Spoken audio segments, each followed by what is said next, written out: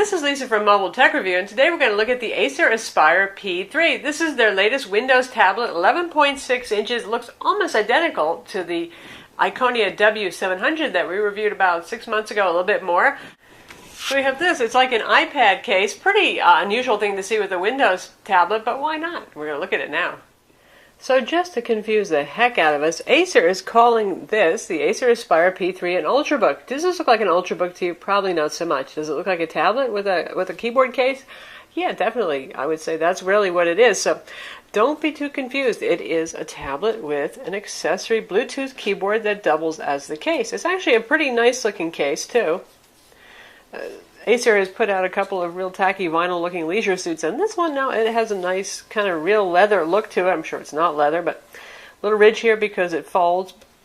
Classy looking, functional, protects the device, doesn't add very much to the thickness at all, as you can see right here, but there's actually a very usable keyboard. And also, the neat thing about this is it uses magnets, so it triggers on the device when you open it, just like Acer likes to set up their Ultrabooks to turn on when you open the lid, which is a power management setting. You can control that. But you see that just turned on all by itself? It's got a little magnet locator right there. So we're right here, off to work. Now let's talk about the keyboard a little bit first. As you can see, standard keyboard right there. This part here with the power and your charging status are hidden when you're actually using it, and this charges over micro USB. It is Bluetooth, so every once in a while you will have to charge it. Acer includes a USB to micro USB cable so you can charge it. But not bad keys, considering just how thin this whole thing is. It has good travel, it has good tactile feel, they click.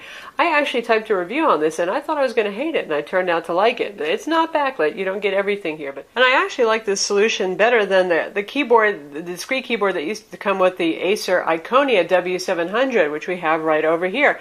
You can see that came with the plastic dock, and it came with this accessory Bluetooth keyboard. Not that that isn't a good keyboard, but it's not nearly as portable a solution. By the way, the W700 now also ships with this keyboard case, and if you didn't get one because you were one of the folks who bought it back when it came with that separate keyboard, you can buy this keyboard case for $89 from Acer's website in the US. Now that we've talked a whole lot about the keyboard case, you don't have to use it in the keyboard case. There's little plastic clips right here. It's just like an iPad keyboard. Now, they're pretty stiff to make sure that it holds the thing in place and it's not going to drop it by accident. So what you have to do is push the two clips back. They're at the top. And then you can pop it out. So here we finally wrestled the tablet out, and you can see what the case looks like otherwise. Pass-through holes for your speakers and your ventilation, all that kind of thing. But so here we have an 11.6-inch Intel Core i5 tablet. This is third generation Intel Core i5 Ivy Bridge. That's not the end of the world, though, folks, so far. I have to say that Haswell has not really rocked my world all that much. That could change. But the interesting thing about this is a Core i5-3339Y. This is not the usual U for ULV CPU. This is an even lower powered CPU that I thought we were going to be seeing a lot of, particularly in tablets. That was Intel's idea. It was kind of bridging the gap until Haswell came out. And it runs at lower power. It runs at 13 watts instead of 17 watts maximum, which you would see on regular Ivy Bridge ULV CPUs, and it has a chugging along low power mode at 7 watts, so it's very power efficient. Does that mean this gets better battery life than the Iconia W700? Sadly not. This is lighter. This is 1.7 pounds versus our Iconia, W700, which was 2.1 pounds, and there's less battery inside, I guess, because, well, the weight went somewhere. So, though this has a low-powered CPU, battery life so far has been about 4.5 hours. Also, what's the difference between this and the W700? The resolution is lower. You can't tell so much when you're in a live tile interface. You can tell a little bit more here because we haven't zoomed the desktop or anything that's 100% view. You can see everything pretty easily. That's because this is running at 1366 by 768 resolution. I'm not going to say that's a bad thing, because honestly, 11.6 inches and sometimes smaller, like with Microsoft Surface, it's impossible to see on the desktop here unless you enable desktop scaling, which can just about defeat the whole purpose of having a higher resolution display. Yes, if you're looking at graphics or you're watching HD video, it's going to look a little bit sharper on a full HD screen, but I think in terms of usability, this is fine. And that's why Acer can make this a little bit less expensive than the W700. Speaking of pricing, the list price is $799 for the version that we have here with the Core i5 1.5 gigahertz dual core Intel Core i5-Y3339Y. Once again, 120 gig SSD, 4 gigs of RAM, you're looking at $899 list price. Now, Acer products often sell for a bit under list price at retailers, so it may drop down. But the price is uncomfortably close to the W700, which actually offers longer battery life and a faster CPU inside.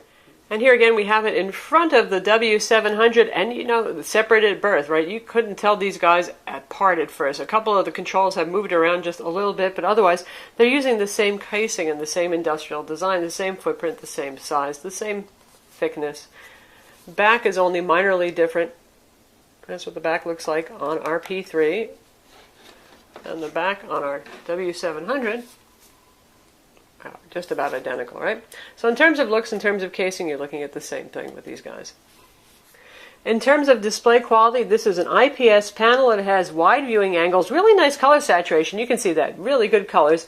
Certainly a pleasure to watch movies on this, to do almost anything, honestly. And it's sharp enough for my eyes. I can stand reading text on it, that kind of thing. It is a pretty glary glass display, but it does combat that well. It's almost 400 nits of brightness. Again, disable Windows Auto Brightness if you want it to really shine through by going into your charm settings over here. Change PC settings, go to General, and you can disable the ambient light sensor down here, and you can get more brightness if you need to for indoor use. Anyway, nice enough screen right here. 4 gigs of RAM, again, 120 gig SSD. You can see our speeds on our SSD right here. I've captured a screenshot from Crystal Disk Mark, and pretty good read speeds here. The write speeds are okay. This is about the same as we saw on our Samsung Series 7 Ultrabook, so that's not a terrible speed at all. It's pretty decent for an SSD drive. Of the 120 gigs, about 77 gigs were free out of the box. That's recovery partition, Windows, and associated apps do take up some space there.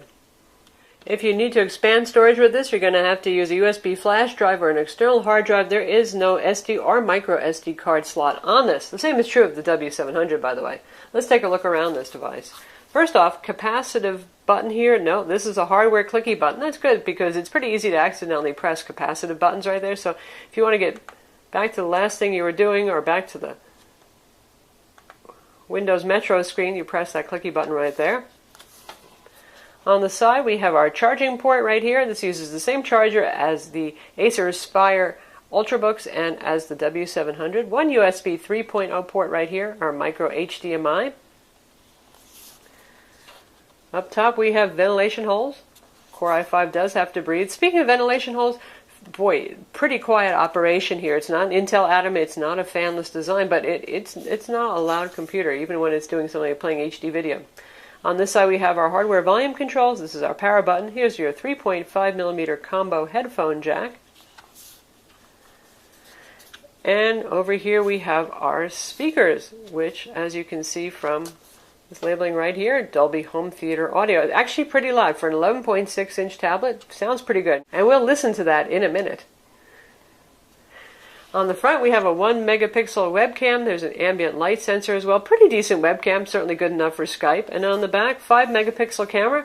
Same as with the W700 right up there. No flash of any kind. And as you might guess, it's pretty good in very good lighting, bright offices, outdoor lighting. You can take some pretty colorful shots. But if you're indoors in dim lighting, you're going to get noisy shots. And Acer does include their own camera application with this, which we're happy about because the basic Windows application is not really optimized for any particular hardware very well. Now, those of you who are observant might have noticed there's a little pen holder over here, isn't there? That's because there's an optional pen. Sadly, it's not an active digitizer.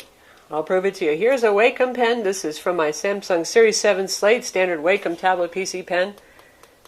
Nope, don't see it. Here's an N-Trig pen that's used on stuff like the Sony Vaio Duo. Nope.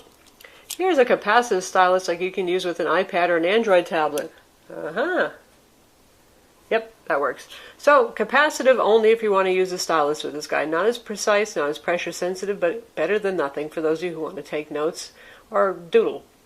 As you might guess, since this has a 1.5 gigahertz Core i5 dual core that's meant to run at lower powers, this guy isn't quite as fast as Microsoft Surface, the Acer Iconia W700, the Samsung Ativ 700T PC Pro, all the others that are running on ULV Core i5s. That is a processor that ends with the U and has a slightly higher clock speed.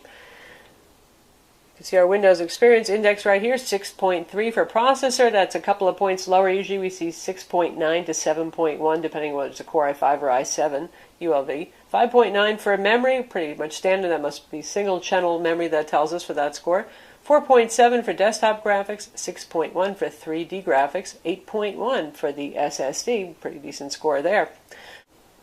Will you feel the difference compared to those machines? Well, it really depends on what you're doing. If you're doing MS Office work, web, email, that kind of thing, probably not so much. But for those of you who want to edit some HD video or high-resolution photos, try to play games on this. It's marginal. You could get away with Skyrim at low settings on a Core i5 ULV like using Surface Pro.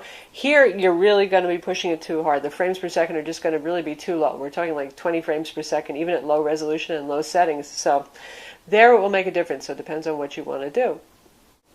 On PC Mark 7, it scored a 3954. Usually we see around 4400 to 4900 with Core i5 ULVs and Ultrabooks and tablets, so a little bit lower there, but still a very respectable score, and it's helped out definitely by that SSD drive that's pretty quick in there. On 3D Mark 11, it scored a 544. Par for the course for Ultrabooks and tablets with Intel Core CPUs. Not super duper stunning there, but not bad. It can, however, handle HD video playback. Obviously, the screen resolution is not full HD, so you're not going to be watching full HD video on the screen and really getting the glorious effect of it, but you could use HDMI out. This has dual-band Atheros, Qualcomm Atheros Wi-Fi on it. Reception has been fine for us, but that means you don't get Intel WiDi wireless displays, so that one's out for streaming stuff to your TV. Let's check out a video and see how it does. Now we could also use regular Windows Media Player to play this because this is a full Windows 8 PC that we've got running right here. And that's 64-bit Windows. So yes, you can install Photoshop, Chrome web browser, all that kind of stuff on this guy. My dear Frodo, you asked me once if I had told you everything there was to know. And now bring the volume up to 60%. Well, I can honestly say I have told you the truth. And the speakers are on the bottom here, but the stand keeps them up just a little bit so they're not completely blocked. I can't just go running off into the blue. I'm a Baggins. Wait! So that's a full HD video playing nicely, playing smoothly, and the speakers really do sound pretty nice. They sound fairly natural, not tinny, not harsh, and the volume is pretty good for a tablet of this size. And for music, likewise, you could use Windows Media Player, or you could use the built-in Metro Player, which we'll check out over here. And again, we get the Xbox Music Experience. See if we can find our music. It might take it a minute.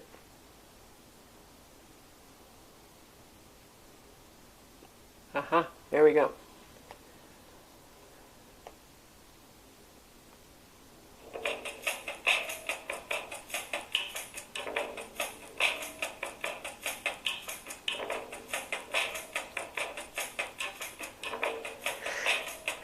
Little hypnotic drumming there. Sounds pretty good. And of course there's a headphone jack, so you can get some good audio out that way. Sounds very nice with wired headphones, and you could use Bluetooth as well, stereo headphones or stereo speakers with this guy.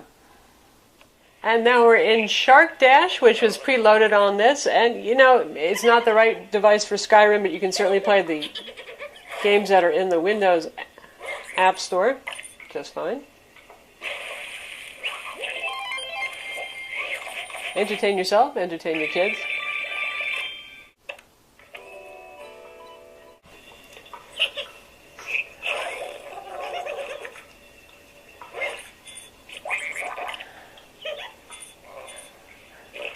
And there we have it. It's sort of like Angry Sharks, isn't it? And for more practical and productive things, right now we have Windows Journal running, which is included for free. You can put Office on here if you want. You can put Open Office on here. A lot of choices. Typing at a little bit of an angle, but